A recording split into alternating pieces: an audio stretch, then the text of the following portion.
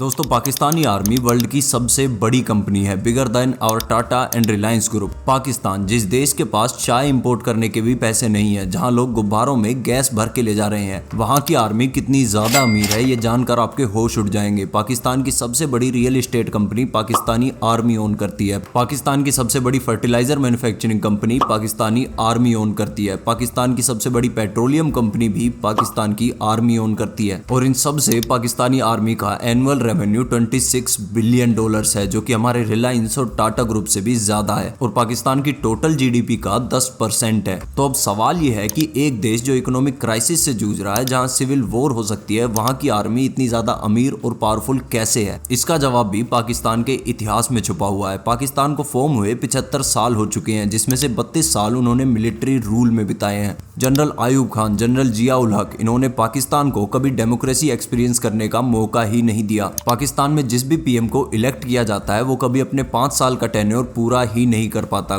कोई पीएम अगर आर्मी के खिलाफ जाने की कोशिश करता है तो मिलिट्री उसको कूप करके किसी ऐसे इंसान को पीएम बनाती है जो सिर्फ एक मिलिट्री पपेट की तरह काम करे। जब 1947 में पाकिस्तान इंडिया से अलग हुआ, तब ब्रिटिश इंडियन आर्मी को भी दोनों नेशंस में डिवाइड किया गया, जिसमें से पाकिस्तान को आर्मी का 33% मिला और इंडिया को 67%। डिस्पाइट द फैक्ट कि पाकिस्तान इंडिया के सिर्फ कुछ स्टेट्स के जितना ही जियोग्राफिकल एरिया होल्ड करता है, उसको 33% आर्मी मिल गई। और यही रीजन है कि पाकिस्तान आज डेवलपमेंट में भले कितना ही पीछे हो, पर मिलिट्री स्ट्रेंथ में पाकिस्तान वर्ल्ड का 7th स्ट्रॉन्गेस्ट नेशन है। पाकिस्तान की मिलिट्री फ्रांस, इजराइल, ऑस्ट्रेलिया से भी ज्यादा स्ट्रॉन्ग है। पाकिस्तान के पास 5,60,000 एक्टिव सोल्जर्स है, 2,000 से ज्यादा टैंक्स हैं, 4,000 से ज्यादा आर्टिलरी गन्स, 425 कॉम्बैट एयरक्राफ्ट्स और 9 सबमरीन्स हैं। और इसके अलावा चाइना की मिलिट्री पाकिस्तान की काफी अच्छी दोस्त है और चाइनीज आर्म्ड फोर्सेस टेक्नोलॉजिकली काफी एडवांस है। पाकिस्तान अपनी आर्मी पर बहुत ज्यादा पैसा खर्च करता है। पाकिस्तान ने 1993 से 2006 तक अपने बजट का 20% सिर्फ आर्मी पर खर्च किया। अगर यही पैसा पाकिस्तान में लोगों पर, एजुकेशन पर खर्च किया जाता तो पाकिस्तान आज इकोनॉमिक क्राइसिस से नहीं जूझ रहा होता। लेकिन टेक्निकली पाकिस्तान को इस पैसे की बिल्कुल भी जरूरत नहीं है, क्योंकि 1954 में पाकिस्तान के जनरल आयूब खान और जनरल मिर्जा ने एक फाउंडेशन की शुरुआत की, फौजी फाउंडेशन। कहने को तो ये सिर्फ एक आर्मी वेलफेयर ट्रस्ट है, लेकिन इसका सारा प्रॉफिट इसके स्टेक होल्डर्स में बांट दिया जाता है, जो कि कोई और नहीं बल्कि आर्मी जनरल्स होते हैं। ये ऑर्गेनाइजेशन पाकिस्तान में सबसे ज्यादा स्कूल्स ओन करती है। इसकी पाकिस्तान की पेट्रोलियम इंडस्ट्री पर भी मोनोपोली है। ये पाकिस्तान के सबसे बड़े रियल एस्टेट कंपनी भी ओन करती है, जिसके पास पाकिस्तान में 50 से भी ज्यादा हाउसिंग प्रोजेक्ट्स हैं। पाकिस्तानी मिलिट्री और इनकी ये फौजी फाउंडेशन पाकिस्तान के अंदर इसी तरह के 50 से भी ज्यादा बिजनेसेस को कंट्रोल करती है। डॉक्टर आयशा सिद्दीकी, जो कि एक पाकिस्तानी प्रोफेसर हैं, उन्होंने अपनी एक बुक मिलिट्री इंक में लिखा था कि पाकिस्तानी आर्मी की नेटवर्थ 2007 में ही 10 बिलियन पाउंड्स हो गई थी, जो कि उस साल के पाकिस्तान में आए फॉरेन डायरेक्ट इन्वेस्टमेंट से भी 4 गुना ज्यादा था। इसके अलावा पाकिस्तानी आर्मी पूरे पाकिस्तान का 12% लैंड भी ओन करती है। और ये सिर्फ ऑफिशियल फिगर है, अनऑफिशियल फिगर इससे बहुत ज्यादा भी हो सकता है, क्योंकि जब भी कोई पाकिस्तानी मिलिट्री ऑफिसर रिटायर होता है तो उसको 240 एकड़ फार्म लैंड दिया जाता है, वो भी प्राइम लोकेशंस पर, as a gift from the military. और जब भी ये ऑफिसर्स रिटायर होते हैं तो इनका रिटायरमेंट प्लान पहले से ही सेट होता है। 50% ऑफिसर्स जो भी कमांडर्स या उसके ऊपर की रैंक पर होते हैं, उन्हें डायरेक्टली फौजी फाउंडेशन में हायर पोस्ट्स पर रख लिया जाता है। बाकी 30% को गवर्नमेंट में ही अलग अलग पोस्ट दे दी जाती हैं, जैसे कि फॉरेन सर्विसेज में या एज एन एम्बेसडर या फिर पाकिस्तान की ब्यूरोक्रेसी में। और बाकी के 20% के लिए भी प्लान्स हैं, उन्हें या तो गवर्नमेंट का एडवाइजर बना दिया जाता है या फिर उन्हें गवर्नमेंट प्रोजेक्ट्स मिल जाते हैं। तो पाकिस्तान में एक आर्मी जनरल बनना सबसे अच्छा ऑप्शन है किसी भी पाकिस्तानी के लिए, क्योंकि इन्होंने पूरा सिस्टम ही ऐसा बना दिया है कि बस एक बार पाकिस्तानी मिलिट्री ऑफिसर बन गए तो पूरी ऐश ही ऐश है।